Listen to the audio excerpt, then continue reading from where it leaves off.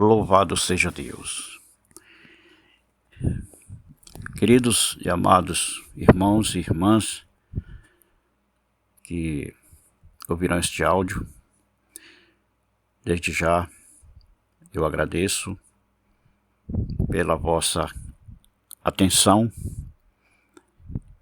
e hoje o Senhor tornou a me dar, mediante a sua palavra, um assunto em que muito nos interessa, um assunto em que muitos estão negligentes, um assunto em que muitos estão justamente deixando de lado por preferirem mais a vida da zona do conforto e por preferirem viverem mais na zona do conforto, achando que está tudo bem, que a vida é assim mesmo. E é isso que eu quero mostrar, que não está tudo bem, porque nós estamos em guerra constante, dia e noite. Guarde esta palavra, você que gosta da zona do conforto. Nós estamos em guerra. E que guerra? Em que está em jogo a nossa vida, a vida dos nossos familiares, enfim. Aqueles que se dizem povo de Deus deveriam entender isso, deveriam abraçar isto, deveriam viver isto, vivenciar isto e praticar isto. Isto que eu me refiro é a vida de oração. Porque sem vida de oração não há cristianismo. Sem vida de oração não há vitória. Sem vida de oração não há perspectiva de vida eterna. Sem vida de oração não há comunhão profunda com o Senhor. E sem vida de oração nós pecamos contra o Senhor, sim, porque é nossa obrigação de orar uns pelos outros, conforme que está escrito no livro sagrado do Senhor, nas Santas Escrituras, né?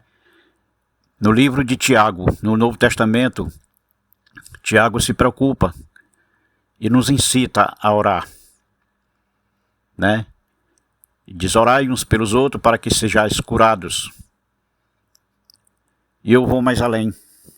Jesus nos incita também a orar.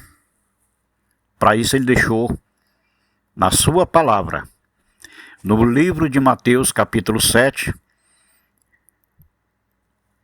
do versículo 7, louvado seja Deus, e do versículo 7 aqui em diante nós vamos ver a necessidade que temos de orar. E como eu disse, o próprio Jesus na sua palavra aqui nos incita a orar. Então vamos ler o que está escrito na palavra de Deus. Capítulo 7, versículo 7, louvado seja Deus, até o 12. Que diz: pedi e dá-se-vos-á, buscai e achareis, batei e abri-se-vos-á. Pois todo o que pede, recebe, o que busca, encontra, e a quem bate, abrir-se-á. Ou qual é entre vós é o homem que, se porventura o filho lhe pedir pão, lhe dará pedra? Ou se lhe pedir um peixe, lhe dará uma cobra? Ora, se vós que sois maus, sabeis dar boas dádivas aos vossos filhos, quanto mais vosso Pai, que está nos céus, dará boas coisas ao que lhes pedirem. Tudo quanto, pois, quereis que os homens vos façam, assim fazei vós também a eles, porque esta é a lei e os profetas. Louvado seja Deus. Estão vendo aí, meus amados? Como eu disse, Jesus nos incita a orar. onde ele diz aqui no primeiro versículo, 7:7 de Mateus: Pedi, pedi e dá-se-vos-á, batei, batei e achareis. Aliás, pedi, dá-se-vos-á, buscai e achareis, batei e abri-se-vos-á. Essa aqui é ligeiramente demonstrando o que é vida de oração. Se você busca, você acha. Se você pede, você recebe, né? Se você bate, a porta se abrirá. Então, meus amados, diante da palavra de Deus, nós não temos como nos excusar, não tem desculpa. O certo é que nós somos mesmo acomodados, gostamos da zona do conforto, é uma inclinação do homem sempre viver na zona do conforto, né? Se esquecem que vida de oração é preciso, é necessário, é vital. A oração é o oxigênio da alma. Assim como o ar é o oxigênio para o corpo, o ar ele oxigena todo o corpo. Da mesma forma, a oração é o oxigênio da alma. Então, sem vida de oração não há cristianismo, não há vida cristã saudável, nem profundidade com Deus, nem comunhão com Deus. Vamos logo dizer assim, que é para as pessoas sentirem o drama. Louvado seja Deus. Aí, muitos podem até se excusar, dizer assim, mas eu não sei orar. Eu não sei orar. Não sei como começar a oração. Isso aí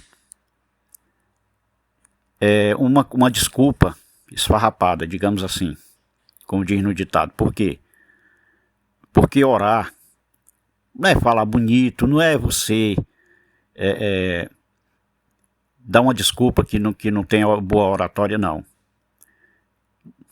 Nós não deveríamos nunca deixar de orar, né? Mas infelizmente temos esse costume de sempre achar que precisamos esperar o local, a posição, o horário, a forma, o estilo, as palavras ideais, né? O jeito perfeito que tomará a nossa oração infalível. E enquanto não temos a oração certa, não fazemos a errada. Ou será que é a oração errada?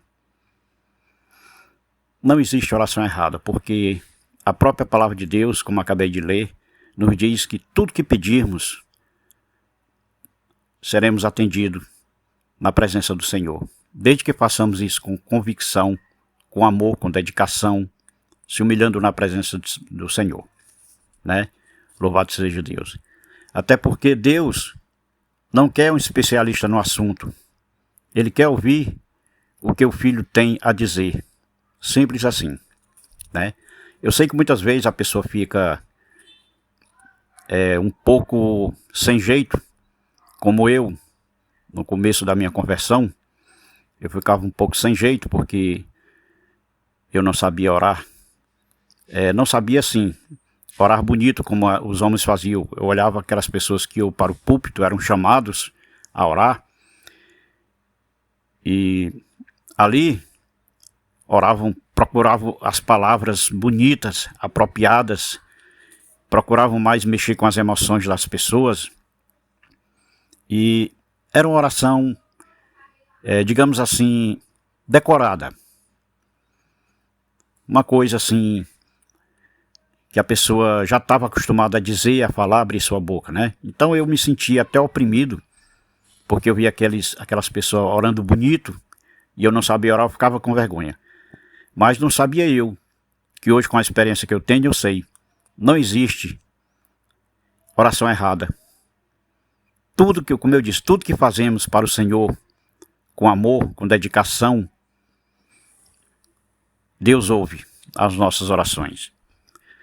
E não há perigo da nossa oração, como dissemos, errada, como a gente pensa que é, por não saber falar bonito, né? Não há perigo de nossa oração não invadir os céus e ofender a Deus. Jamais uma oração sua vai subir aos céus e ofender a Deus, por mais simples que ela seja. Pois tudo que nos parece confuso e sem sentido, ilegível ou inaudível, o Espírito Santo conserta e traduz. Estão vendo aí?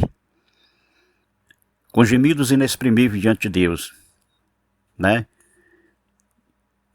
Ele eleva essa comunicação ao nível que jamais alcançaríamos com esforço próprio, falando bonito, com técnica de oratória litúrgica, né? Como muitos fazem.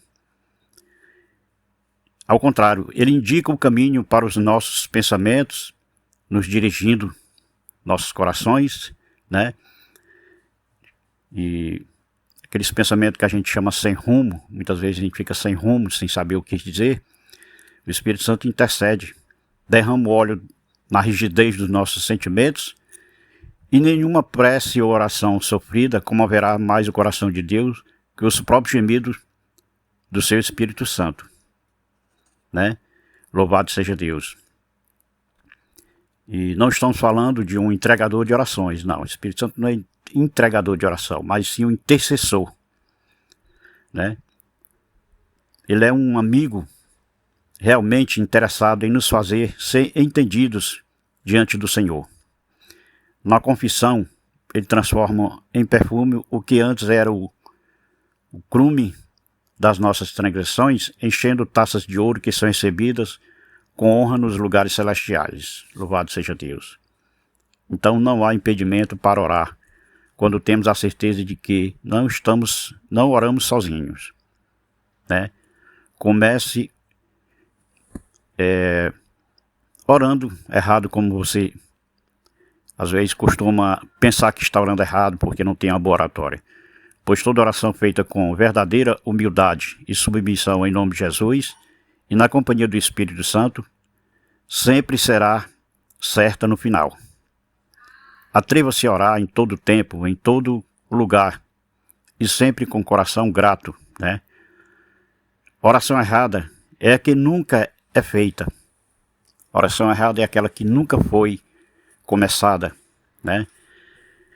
E falando sobre o Espírito Santo, como eu disse, né? O Espírito Santo, ele intercede com gemidos inexprimíveis diante do Senhor, como já disse. Então, nós temos um ajudador, um amigo que nos eleva, que nos coloca na presença do Pai e nos ensina a orar. E quando nos falta palavra, ele completa a nossa oração.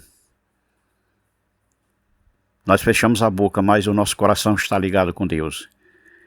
E é nessa hora que Deus recebe a sua oração de gratidão, de fé, de amor, de esperança.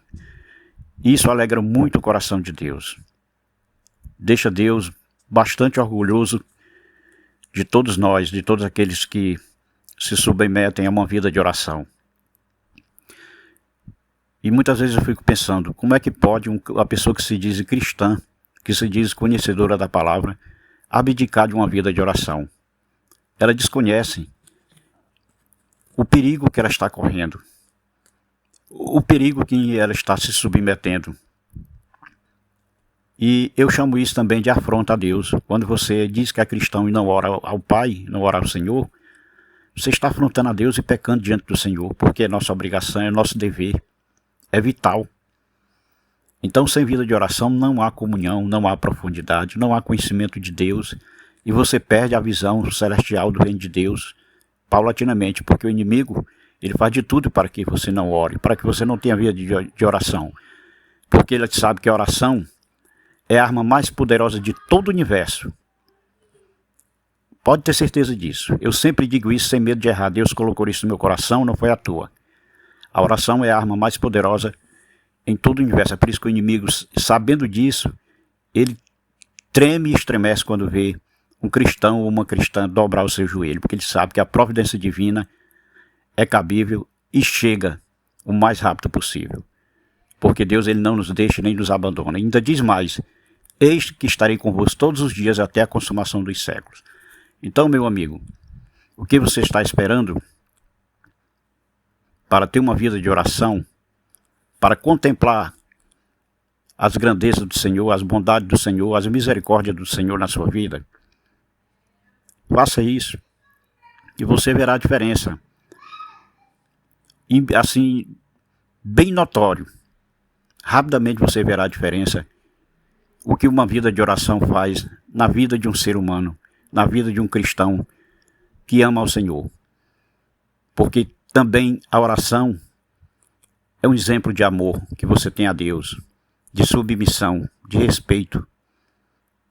Então você que leva uma vida de oração, você se sente totalmente carente de Deus, você se sente totalmente necessitado de Deus. Pois é assim que nos sentimos quando temos vida de oração. Nos sentimos totalmente carentes do Senhor. E é assim que nós somos, totalmente dependentes e carentes do Senhor. E a vida de oração nos ajuda a vencer todos os obstáculos. A vida de oração nos ajuda a vencer todas as batalhas. Porque nós entregamos, através da vida de oração, nós entregamos tudo ao nosso Senhor. E passamos a confiar cada vez mais nele. Porque ele vai estreitando a sua comunhão com você e vice-versa. E você vai se maravilhando, sentindo a presença do Senhor. Isso é que é o mais gostoso e mais importante na vida cristã. É sentir a presença de Deus na hora que você está orando. Porque você tem a certeza que a sua oração está sendo recebida. E sempre será recebida no trono da graça. É por isso que ele diz, o diabo treme, estremece e foge quando vê um cristão ou uma cristã dobrando o seu joelho, porque ele sabe que ali a providência divina chega imediatamente. Os seus planos macabros caem por terra. Todo plano do diabo em relação à sua vida, à sua família, ao seu ministério, cai por terra imediatamente. Pode ter certeza disso. Que Deus em Cristo nos abençoe. Medite na palavra do Senhor. Medite nessas palavras, porque não vem de mim, mas sim do Espírito Santo de Deus. E creia, Deus estará sempre conosco. E como são doces, o Salmo 119, versículo 103 diz, como são doces para o meu paladar as tuas palavras, mais que o mel para a minha boca. Louvado seja Deus.